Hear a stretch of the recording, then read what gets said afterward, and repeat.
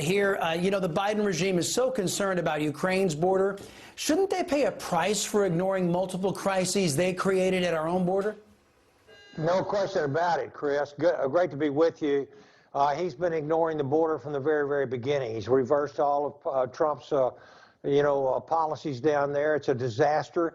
Now he's sending his border czar, Kamala Harris, to Poland. And let me tell you something. I'm glad to see that they've suspended sales of Russian gas to the United States. But he's got to unleash, Biden has got to unleash American energy immediately. If he stops importing Russian oil, we got to backfill.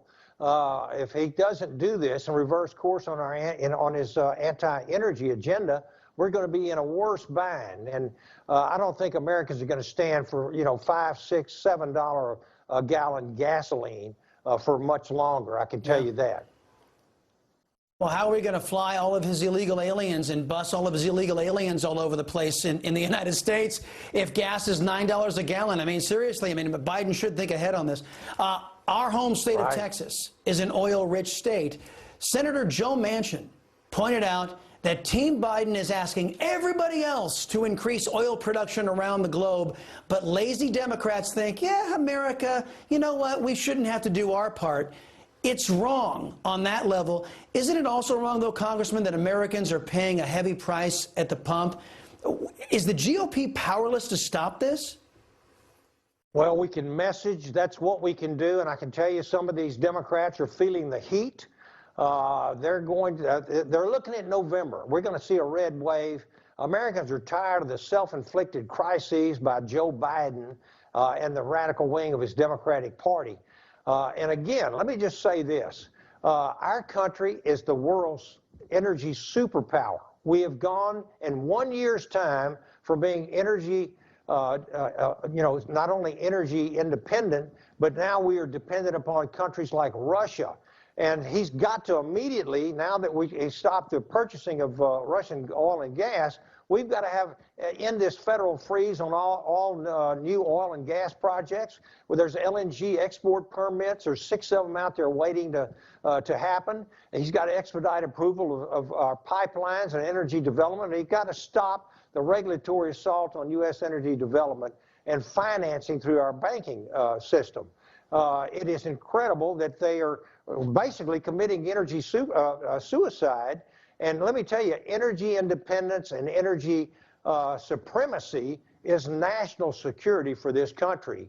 And to take our and start shopping for our oil and gas with the likes of the Iranians, of Venezuelans, the Saudis, is just simply lunacy. Congressman, the biased press and the Democrats, one and the same, they are laser focused on Ukraine's fight for its right to exist. But back here at home, the rest of the media is trying to ignore the Freedom Trucker rally that is surrounding Washington, D.C. And they, too, are demanding rights and medical freedoms be restored. How do you think the left wing in this country squares that circle? You know what? I think this is something that they have. This is their strategy.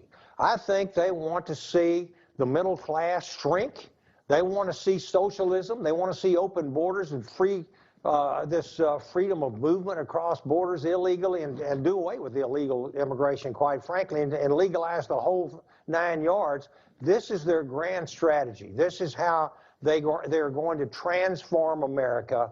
And it is an abject disaster for the American people. But I tell you, folks are waking up. I can guarantee you, Chris, the Americans are going to, the Democrats are going to pay the piper at the polls this coming November, because the American people are not going to put up with this much longer. Well, Congressman, Kamala Harris, the vice president, she condemned the trucker rally.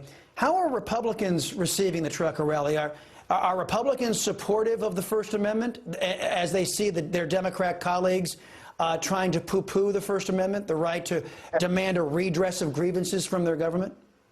Absolutely. I mean, in fact, you're looking at my profession is dentistry, but I was a truck driver at one time, and I serve on transportation and infrastructure. There's a big place in my heart for America's truckers that move our goods back and forth across this nation.